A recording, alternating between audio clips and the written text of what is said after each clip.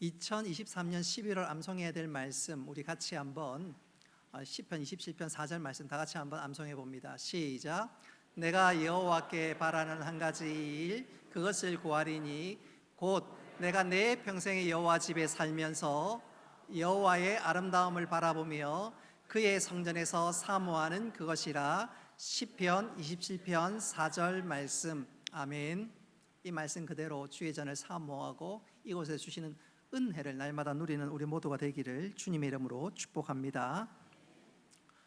다음 주가 추수감사주일이라서 이번 주 또 다음 주 연이어 감사에 관한 설교를 하고자 하는데, 오늘 그 첫 시간으로 신앙의 또 다른 별명, 신앙의 또 다른 이름, 감사란 제목으로 말씀을 전하도록 하겠습니다.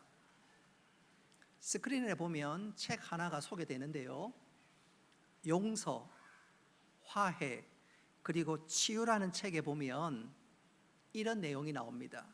이 책은 몇 명의 사람들이 모여서 지필진이 책을 썼는데, 이 지필진이 영국 킹스 칼리지 런던 연구소와 세계적인 여론기관인 국제 여론조사기관인 입소스의 자료를 인용하면서 우리나라, 우리 국민들이 느끼는, 또 우리 국민들에 대한 평가를 소개했습니다. 내용에 보면 28개국을 대상으로 조사한 결과에 따르면 우리 국민이 느끼는 갈등의 강도와 수준은 12개 분야에서 가장 높은 순위를 기록했다. 이것은 좋은 결과 내용은 아닙니다. 이 말은 우리 국민 대부분이 빈부, 이념, 정당, 정치, 종교, 세대, 학력 등등에서 극심한 갈등을 겪고 있다는 말입니다. 이것이 무엇을 뜻하냐면, 지금 우리가 살아가는 이 세대가 정말로 살기 힘든 시대고, 그 결과 우리의 행복도가 굉장히 낮은 현실이다. 바로 그것을 소개하고 설명하고 있습니다. 다시 말씀드리면, 오늘 우리는 감사하는 삶보다는 어떤 사고가 터질지 모르는 불안감, 혹 누가 나를 해코지하지 않을까 하는 불신감 뿐만 아니라 누구를 향한 원망, 불평, 증오 등으로 감사하며 사는 것이 너무너무 어렵다는 뜻입니다. 그럼에도 불구하고 우리 믿음의 사람은 한번 따라합시다. 감사하며 살아야 합니다. 바로 그것이 신자, 믿음의 삶의 특징이기 때문에 그렇습니다. 오늘 본문이 바로 그것을 말씀하고 있는데요, 오늘 저는 이 감사와 관련해서 본문이 교훈하는 중요한 세 가지, 그 세 가지를 소개하면서 다시 한번 우리가 믿음의 사람으로, 감사할 수 있는 사람으로 설 수 있기를 주님의 이름으로 축복합니다. 자, 오늘 이 짧은 구절은 우리에게 세 가지 교훈을 하고 있는데, 첫째는 우리로 하여금 한번 따라합시다. 감사는 범사에 해야 합니다. 감사는 범사에 하라고 말씀하고 있습니다. 오늘 읽었던 말씀, 범사에 감사라. 이 짧은 문장에서 우리가 주목해야 될 단어가 있다면 그것은 바로 범사입니다. 오늘 18절에 등장하는 이 범사는 바로 앞절에 나와 있는 16절과 17절에 나오는, 16절에 보시면 항상 기뻐하라의 항상과 17절에 쉬지 말고 기도하라고 할 때의 쉬지 말고와 똑같은 단어입니다. 같은 의미입니다. 여기서 범사, 항상, 이 말은 단어가 똑같아요. 모든을 뜻하는 헬라어 파스에서 파생된 말입니다. 그러니까 이 단어가 시간과 관련해서는 언제나, 항상 그런 뜻이고, 장소와 관련해서는 어디에 있든지 그런 뜻입니다.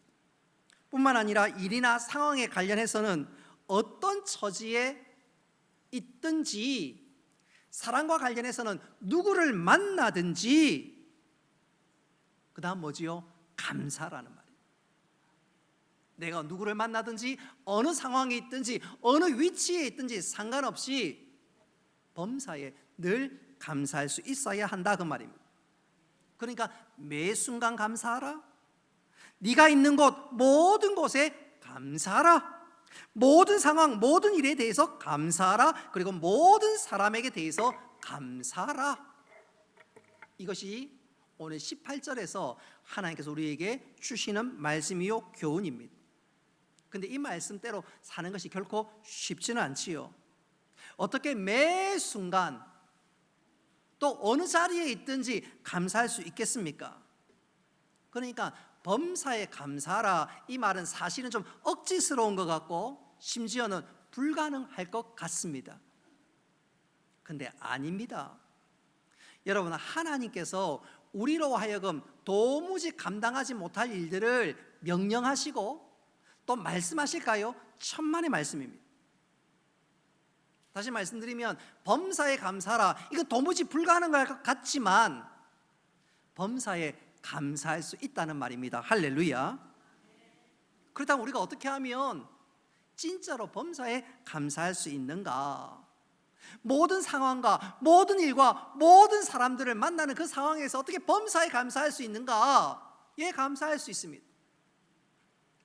모든 일들과 모든 사람과 모든 상황 처하기 전에 먼저 주님을 바라보면 감사할 수 있다는 것입니다. 할렐루야. 그런 측면에서 우리에게 도전을 주는 한 사람을 꼽으라면 저는 주저없이 찬송가 작시자인 환희 크로스비 여사를 여러분에게 소개하고 싶습니다.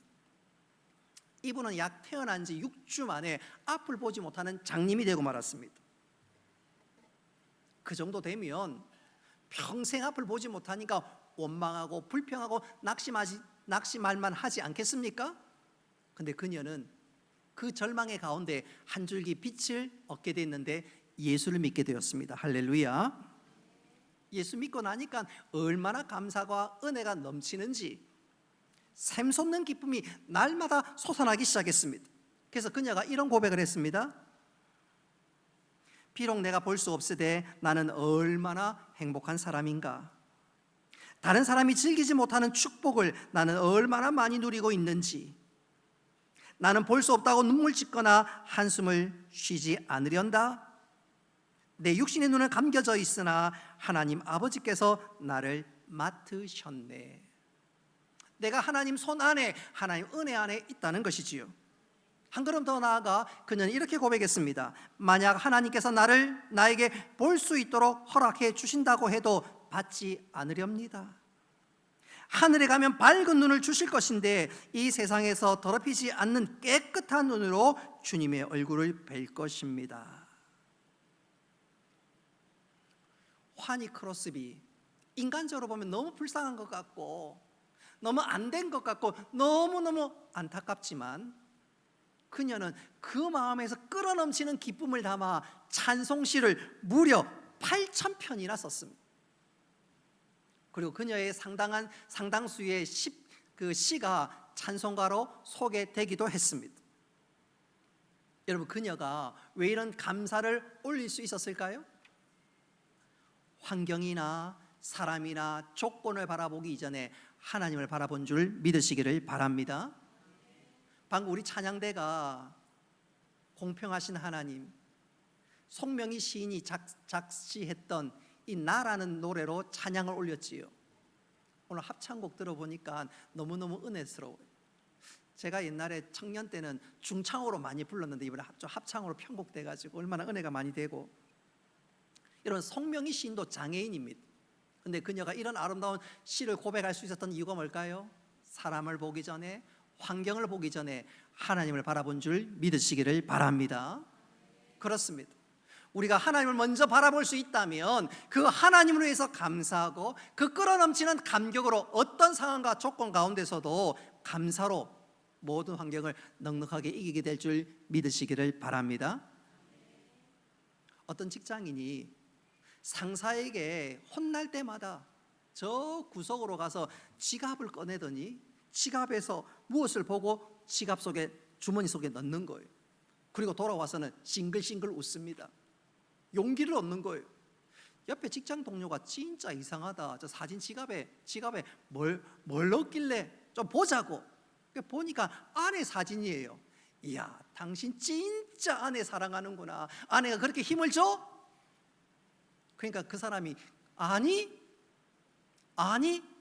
내가 이 사람하고도 사는데, 내가 이 사람하고도 사는데 세상에 이기지 못할 것이 무엇이 있으리요? 그래서 상사한테 혼나도 그냥 싱글싱글 웃었다는 거지요. 여러분, 이해가 안 되시는 분들이 지금 복입니다. 이해가 되시는 분은 복이 아니에요. 이해가 안 되시는 분이 복입니다. 저는 이 얘기가 이해가 잘 안 됩니다. 믿거나 말거나. 분명한 것은 불평과 원망은 우리의 삶을 파괴하는 무서운 힘이 있습니다. 우리 고린도전서 10장 10절 말씀 우리 같이 한번 읽어보겠습니다. 시작. 그들 가운데 어떤 사람들이 원망하다가 멸망시키는 자에게 멸망하였나니 너희는 그들과 같이 원망하지 말라. 아멘. 오늘 이 말씀은 출애굽한 이스라엘 백성을 배경으로 한 말씀인데, 출애굽한 이스라엘 백성들은 광야에서 하나님께 원망하다가 불평하다가 결국 어떻게 됐지요? 망했다고 얘기합니다. 망했다고 얘기.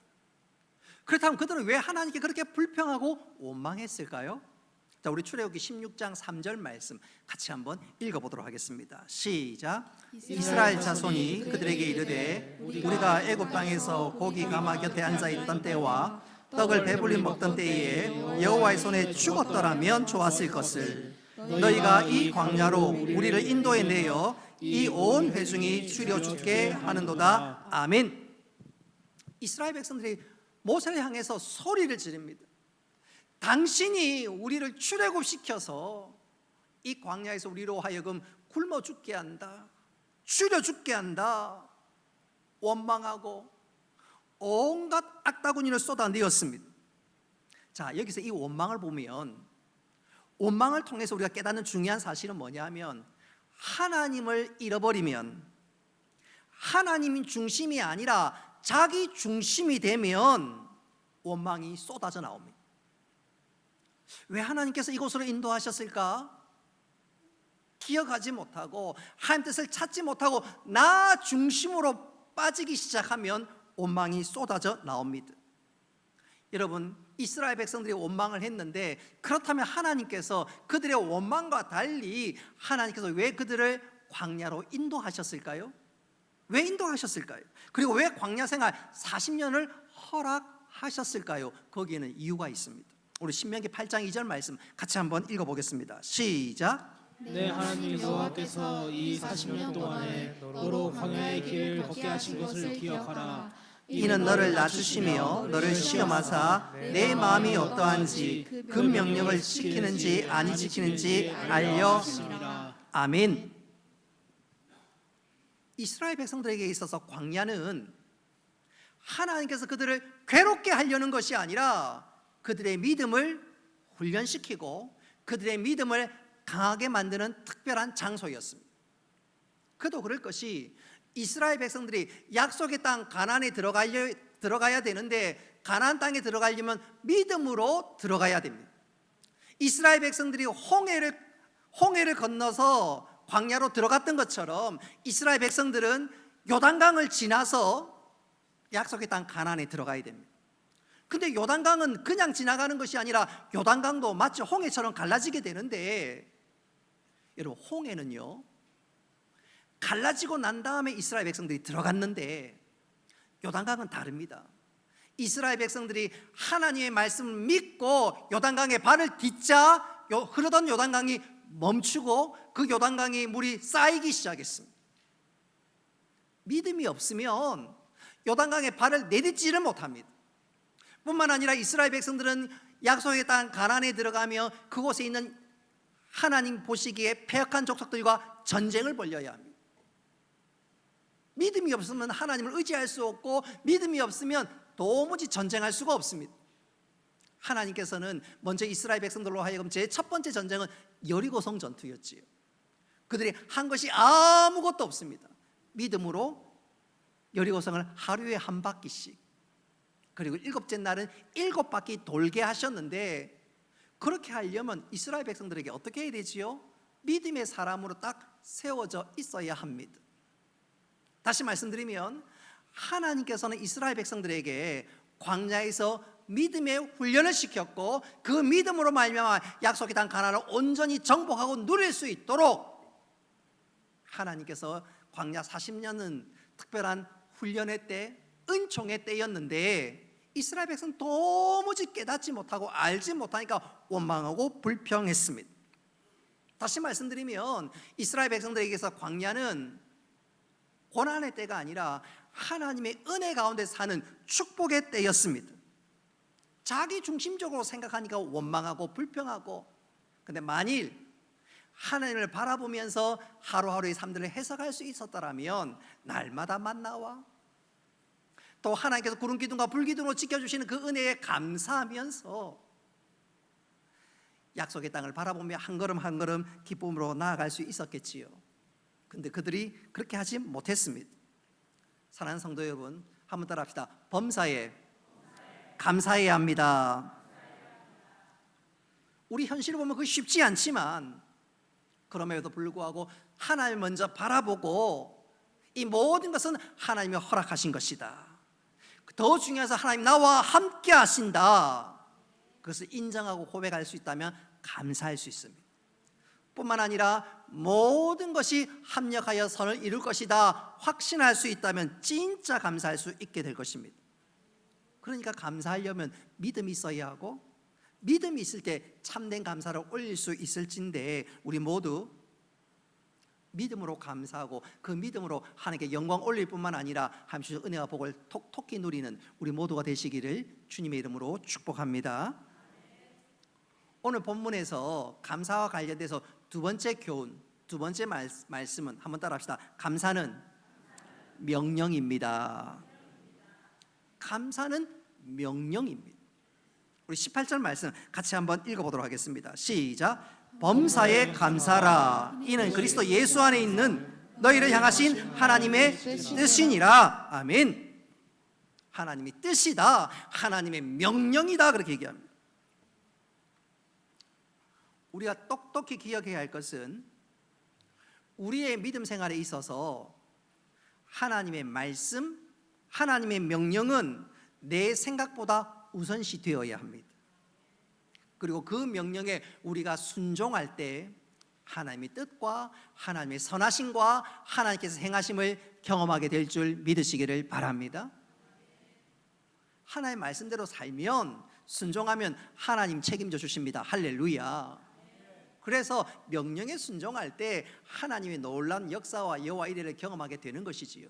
실예로 창세기 22장에 보면 하나님께서 어느 날 아브라함에게 독자 이삭을 바치라 말씀하셨습니다. 그 말씀을 들었던 아브라함은 그 명령 앞에 즉각 순종합니다. 아침 일찍 일어나서 모리아 산을 향해서 한 걸음 한 걸음 나아갑니다. 이때 아내랑 상의하지 않았습니다. 만약 아내에게 상의했더라면, 여보 무슨 소리, 안 돼요, 안 돼, 안 돼요, 안 돼, 무슨 소리예요? 아브라함이 그 충분히 예상했습니다. 충분히 예상. 그럼 자기가 흔들릴 수 있다는 것을 그는 알고 있었습니다. 그러니까 아브라함이 아예 그냥 의논하지도 않고 바로 즉각 하나님의 말씀에 순종하게 되었습니다. 모리아산 꼭대기 가서도 마찬가지입니다. 하나님의 말씀에 순종합니다. 그렇게 하고 나자 하나님께서는 아브라함의 믿음을 인정했을 뿐만 아니라 하나님께서 여호와 이레로 역사하심을 아브라함이 깨닫게 되었습니다. 여러분, 감사 명령도 마찬가지입니다. 이해가 안 되지만, 아니 내 생각과 배치가 되지만, 그럼에도 불구하고 하나님의 말씀에 묵묵히 순종할 때 하나님께서 우리의 믿음을 인정하실 뿐만 아니라 우리는 하나님의 선하심과 여호와 이레를 경험하게 될 줄 믿으시기를 바랍니다. 여러분, 분명한 것은 우리에게 감사를 명령하신 하나님은 우리의 우리 인생의 모든 걸음을 다 아시는 분이십니다. 뿐만 아니라 모든 것을 통치하시는 분이 우리 하나님이십니다. 우주 만물 모든 온 세계를 통치하시는 분이 우리 하나님이십니다. 더 중요한 것은 그 하나님 우리를 얼마나 사랑하는지 당신의 아들 독생자 예수를 십자가에 죽기까지 내어주신 분이 우리 하나님이십니다. 그래서 우리 하나님의 명령은 우리를 불편하게 하거나 우리를 곤란하게 하는 말씀이나 명령이 아니라 우리를 유익해 하는 명령인 줄 믿으시기를 바랍니다. 그래서 이해가 안 되지만 순종할 때, 하나님의 말씀을 믿고 순종할 때 하나님의 놀라운 은혜와 하나님의 역사와 선하심을 경험하게 될 줄 믿으시기를 바랍니다. 어느 무명의 시인이 이렇게 노래했습니다. 남들은 자유를 사랑한다지만은 나는 복종을 좋아해요. 자유를 모르는 것은 아니지만 당신에게는 복종만 하고 싶어요. 복종하고 싶은데 복종하는 것은 아름다운 자유보다 더 달콤합니다. 그것이 나의 행복입니다. 조금 말이 어려울 수 있는데 이 시인은 이 시를 통해서 우리에게 무엇을 되묻느냐면, 감사를 명령하는 하나님이 내게 어떤 분인지 내가 너무너무 잘 아는데 내가 어떻게 하나님의 명령을 거절할 수 있을까? 내가 어떻게 감사하지 않을 수 있겠는가? 바로 그것을 우리에게 되묻는 것이지요. 오늘 말씀은 감사는 명령형입니다. 명령형입니다. 여러분, 우리가 그래서 감사할 수 있어야 하겠습니다. 만약 이 감사란 말씀에 불순종하면, 그래서 내 삶에 하나님을 지워버리고 내 마음대로 살면 행복할 것 같지요? 천만의 말씀입니다. 여러분, 하나님이 없는 삶은 짜증과 불평과 원망과 두려움뿐입니다. 여러분, 지옥에는 하나님께서 온전히 임재하지 않지요? 여러분, 그 지옥이 어떤 삶입니까? 상상하기도 끔찍한 삶 아니겠어요? 여러분, 하나님이 없는 삶, 그리고 내 마음대로 사는 삶 행복할 것 같습니까? 아닙니다. 염려, 두려움, 짜증, 원망, 완전 그런 모든 불평의 투성거리가 됩니다. 근데 반대로 이해가 되지 않지만 그럼에도 불구하고 하나님 말씀에 순종할 때 하나님께 우리 삶에 책임져 주시고 은혜와 복을 주신 줄 믿으시기를 바랍니다. 저는 이것을 이렇게 한번 강조해 보고 싶어요. 역대하 20장에 보면 남유다 동쪽에 있는 모압과 암몬이란 두 나라가 연합해서 남유다를 침공해 왔습니다. 당시 왕이었던 여호사밧 입장에서는 도무지 감당할 수가 없습니다. 위기를 만났어요. 절제절명의 순간입니다. 여호사밧이 하나님 앞에 나가서 부르짖기 시작합니다. 하나님, 어떻게 하오리까? 그가 기도를 통해서 하나님께서 주시는 응답, 그가 받은 대답은 미리 감사하는 것이었습니다. 아니, 하나님께서 이래라 저래라 하기 전에 미리 감사라고 말씀합니다. 우리 역대하 20장 21절 말씀 같이 한번 읽어보겠습니다. 시작. 백성과 더불어 의논하고 노래하는 자들을 택하여 거룩한 예복을 입히고 군대 앞에서 행진하며 여호와를 찬송하여 이르기를 여호와께 감사하세. 그의 인자하심이 영원하도다 하게 하였더니. 아멘. 전쟁의 방식이 그야말로 희한합니다. 전쟁하는데 맨 앞에 찬양대를 세우는 거예요. 척후병을 세우는 것이 아니라 찬양대를 맨 앞에 세웁니다. 그러면서 전쟁터를 향해서 나아갑니다.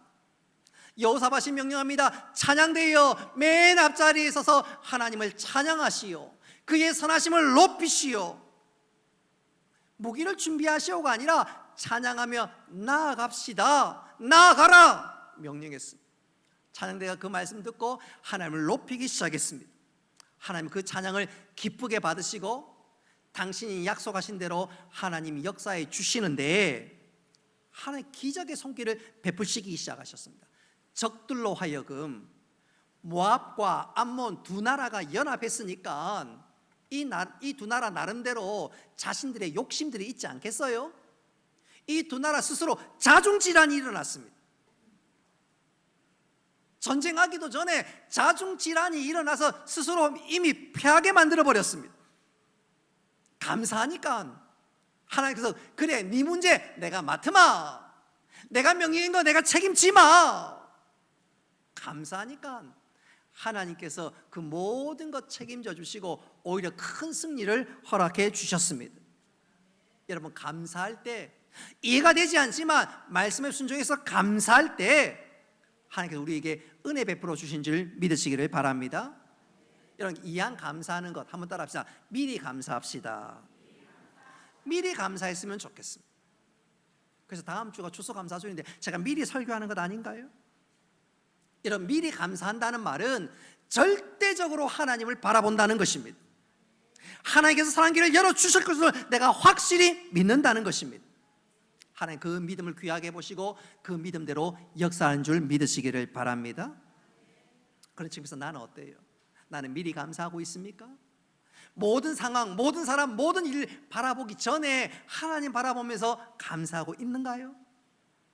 여러분, 우리가 먼저 하나님 바라보고 그 하나님을 신뢰하며 미리 감사할 때 하나님 그 믿음을 보시고 은혜 베푸시는데 그 은혜의 주인공 우리 모두가 될 수 있기를 주님의 이름으로 축복합니다.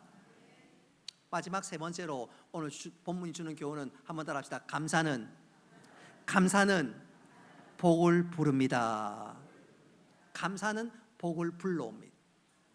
감사는 하나님께서 복을 허락해 주십니다. 여러분, 감사는 하나님께서 명령하셨기에 우리는 그 명령을 피할 수 없습니다. 그런데 그 명령은 하나님께서 주시는 그 명령은 우리에게 은혜와 복을 주시기 위한 하나님 특별한 명령임을 기억하시기를 바랍니다. 저는 이것을 이렇게 한번 강조하고 싶어요. 미국 캘리포니아 주립대 심리학과 교수 로버트 에머슨이 감사가 사람들에게 어떤 영향을 미칠까 그래서 연구하기 시작했습니다. 먼저 그는 12세부터 80세에 이르는 다양한 연령대의 사람들을 모아서 두 그룹으로 나누었습니다. 한 그룹, 또 한 그룹, 두 그룹으로 나누었는데 한 그룹에는 하루에 5개씩 감사를 적게 했고 그 감사를 적게 하는 일기를 쓰도록 만들었습니다.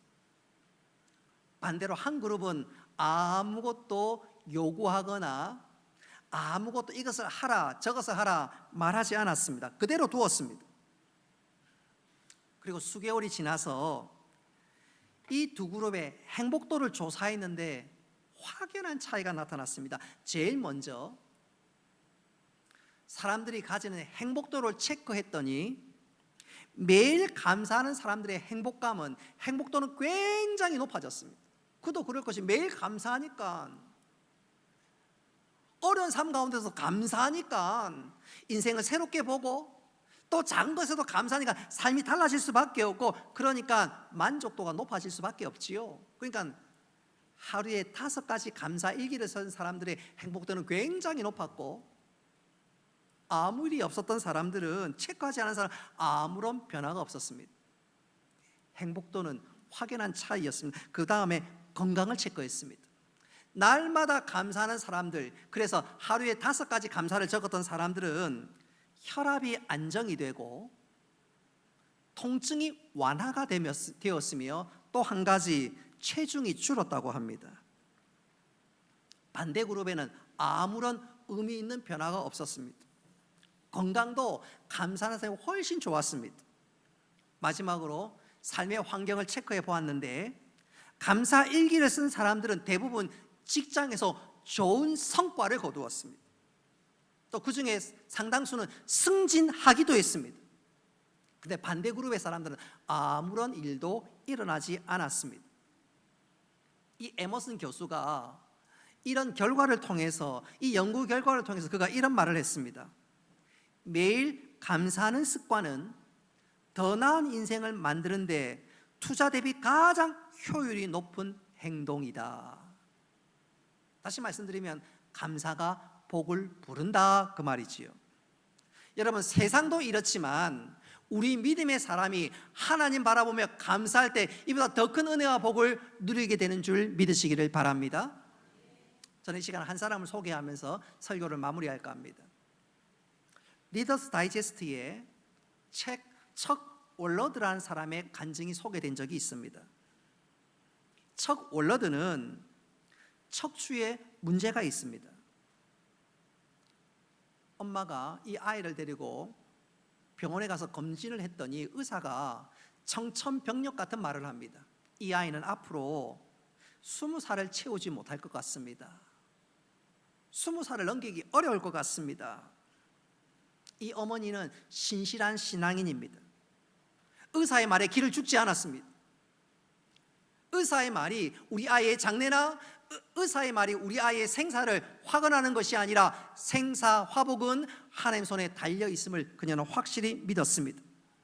그래서 아들을 위로합니다.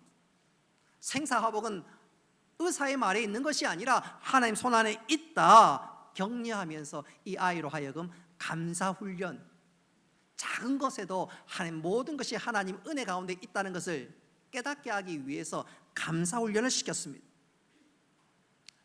아들에게 이렇게 얘기합니다. 아들 척 기죽을 거 없어. 역사상 가장 훌륭한 미국 대통령 루즈벨트는 장애인의 몸으로 2차 세계대전을 지휘했어. 그러니 기죽을 거 없어. 엄마의 말에 아들이 다짐을 했습니다. 휠체어 타는 것이나 다른 사람이 안경을 쓰는 거 다 똑같다. 휠체어는 동그라미가 크고 안경은 그저 작을 뿐이다. 여러분 생각해 보세요. 다리가 불편한 사람이 휠체어 타는 거나 눈이 나쁜 사람이 안경 쓰는 거나 척 입장에서 똑같다는 말이에요. 똑같다. 동그라미 크고 작고 그 차이밖에 없다. 그 아이도 참 대단하지요. 어린 나이에 그것을 고백하는 거 정말 대단하지요. 예, 물론 자라면서 갈등의 시간은 있었습니다. 때때로 우울증이 찾아오기도 있었습니다. 그러나 그때마다 이 엄마가 이 아이를 격려하면서 타리기 시작했습니다. 불행한 사람은 가지지 못한 것을 보고 신세 타령을 한다. 그러나 행복한 사람은 가진 것에 대해 감사한다. 그 엄마의 말이 비수처럼 꽂혔고 그 말에 이 척 월러드는 힘을 내기 시작했습니다. 그러다가 한 번은 재활병원에 갔습니다.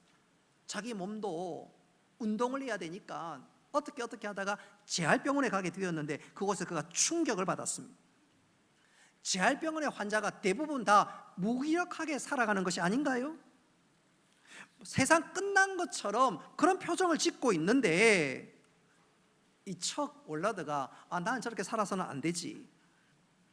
그러면서 엄마가 주신 말씀과 엄마가 그를 북돋았던 그 신앙으로 하나님 바라보며 범사에 감사하는 삶을 살기 시작했습니다. 바로 그 감사가 이 척 월러드의 삶을 완전히 변화시켰습니다. 대학 다닐 때 이 척 월러드는 의기소침하는 것이 아니라 내가 할 수 있는 최선의 일을 다하는 것 중에 하나가 휠체어 농구팀에 들어가서 농구 선수로 활동을 했고 그것도 주장으로 활동을 했고 대학 졸업하고 난 이후에는 그가 살고 있는 지역신문의 기자가 되었고 조금 후에는 지방방송국 PD가 되었고 또 그것이 경력이 되어서 나중에는 금융회사 영업부장이 되었으며 마침내 큰 대형 매장의 사장이 되기까지 했습니다. 우리로 치면 롯데마트, 이마트 사장이 되었다는 말입니다.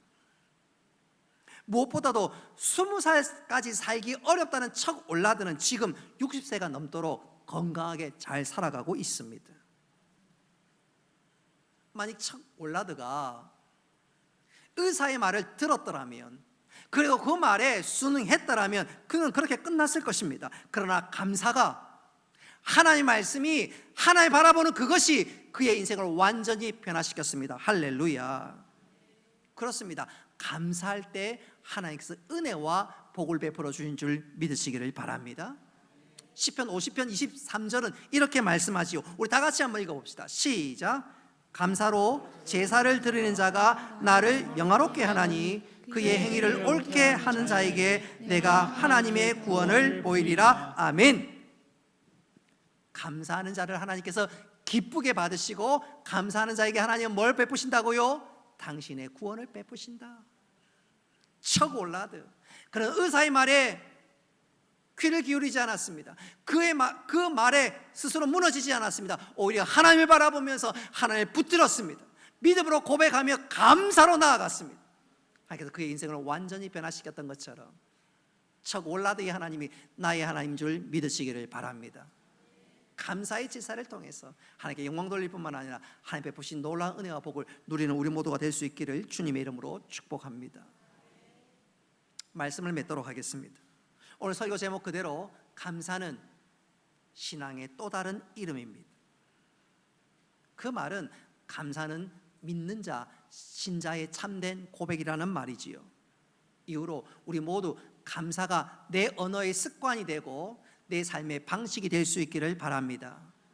그 감사로 하나님을 기쁘시게 할 뿐만 아니라 그 감사로 인해서 하나님 주신 은혜와 복을 날마다 누려나가며 축복의 통로로 살아가는 우리 모두가 되시기를 주님의 이름으로 축복합니다.